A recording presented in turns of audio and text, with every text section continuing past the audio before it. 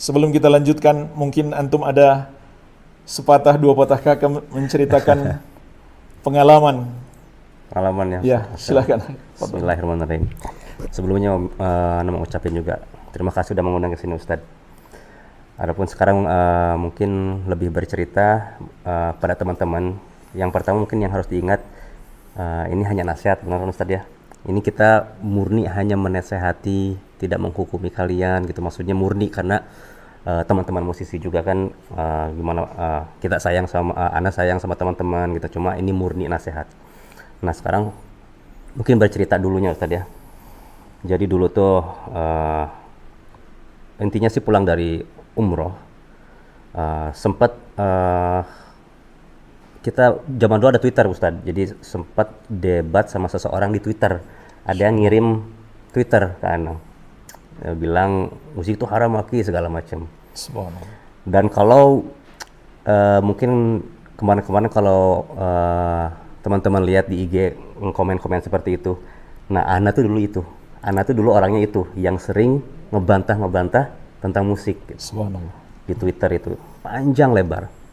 Sampai dalam hati kepikiran gitu, maksudnya lama-lama kepikiran aja gitu. Berarti ada kemungkinan musik itu haram. Ada kemungkinan musik itu haram gitu karena ada orang yang ngomong kayak gini. Dan mungkin sebagai manusia kita harus berbuat adil terhadap diri kita sendiri. Berilah peluang untuk kita membahas dari dua sisi.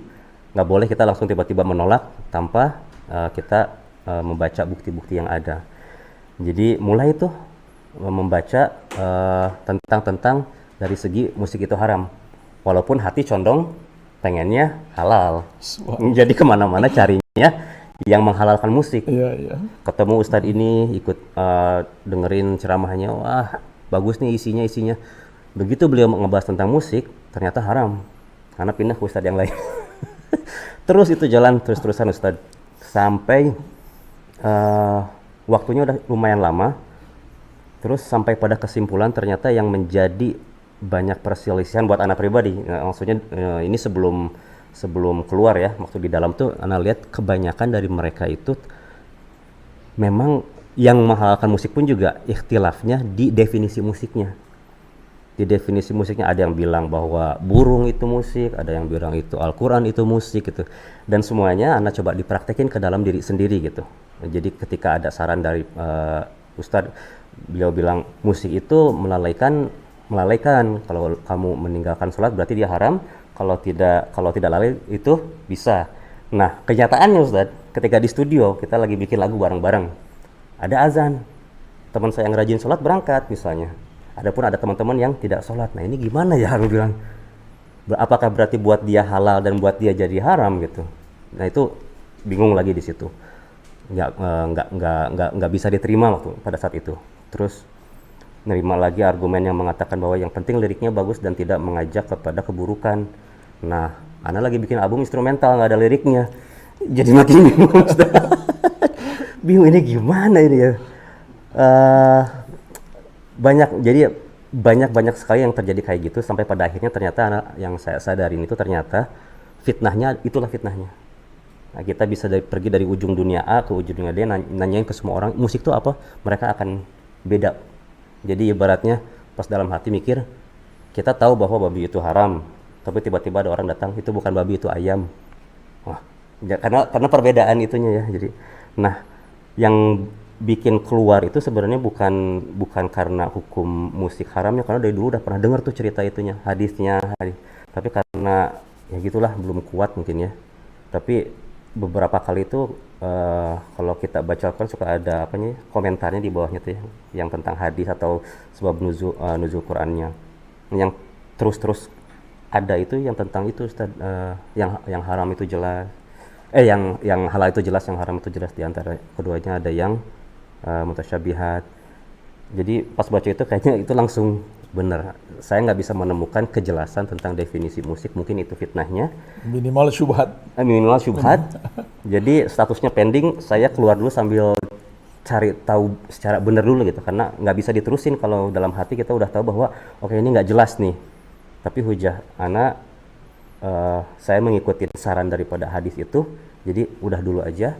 nanti baru sambil saya mencari kepastiannya gitu. Dan alhamdulillah setelah jalan 1-2 tahun makin diperkuat gitu dengan ketemu Ustadz, menjelaskan segala macamnya, baru kita bisa menerima secara full 100% gitu. Tapi ketika keluarnya pada saat itu karena syubhat Ustadz. Kurang lebih seperti Iya. itu sih keluarnya. Belum yakin betul itu haram.